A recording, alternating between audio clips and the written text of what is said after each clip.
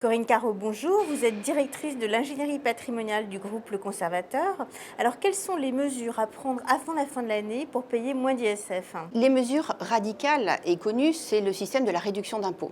Elle a finalement un effet, c'est sur une seule année. Donc chaque année, il faut effectivement procéder à des réinvestissements. Donc c'est une mesure efficace, mais qui n'est pas pérenne dans le temps. Donc en fait, mes préconisations, c'est plutôt d'aller chercher à travailler l'actif imposable et d'essayer effectivement de le réduire. Plusieurs possibilités. Une solution radicale, c'est d'envisager des donations en pleine propriété à des enfants majeurs, voire à des petits-enfants, et là, quel que soit leur âge, puisqu'ils ne font pas partie du foyer fiscal de l'ISF, même s'ils sont mineurs. Ces solutions, bien entendu, sont radicales et définitives, donc elles nécessitent un audit de sa situation. Il y a des solutions plus, on va dire, temporaires, notamment au travers des donations temporaires d'usufruit qui permettent aux parents de récupérer, au-delà d'une certaine durée, finalement, l'usufruit du bien et donc les revenus de ce bien. Il y a aussi des placements plus originaux, moins connus. Et effectivement, il est possible d'envisager un placement en tontine, compte tenu d'abord de ses performances financières dans un contexte de taux bas. C'est un placement qui est traditionnellement utilisé pour la retraite, mais qui a des vertus en matière d'avantages fiscaux, puisqu'il limite fortement les frottements fiscaux et de par ses caractéristiques juridiques et financières, et hors ISF.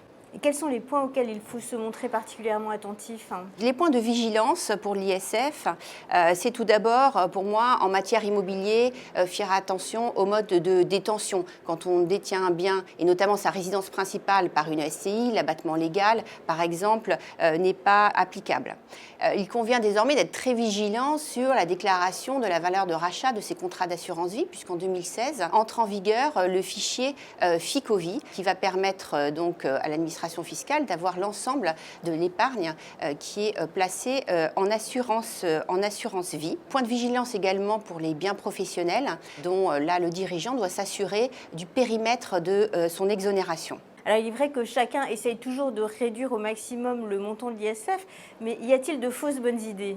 Oui, toujours. Il y a toujours des mauvaises idées qui continuent à se transmettre. Par exemple, et l'administration communique sur ce schéma de fraude, les retraits de compte bancaire avant le 31 décembre et reversés à son compte après le 1er janvier est une mauvaise pratique et une pratique frauduleuse.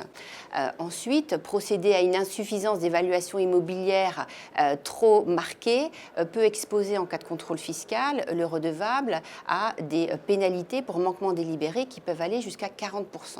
Le dernier point en fait de vigilance et la fausse bonne idée également, c'est de faire de la dette, donc pour espérer une déductibilité à l'ISF, pour faire l'acquisition de biens qui sont exonérés ou hors champ de l'ISF. Et depuis la loi de finances de 2013, la dette contractée pour l'acquisition de biens hors champ n'est plus déductible de l'ISF. Donc c'est le dernier point de vigilance que je souhaitais vous apporter.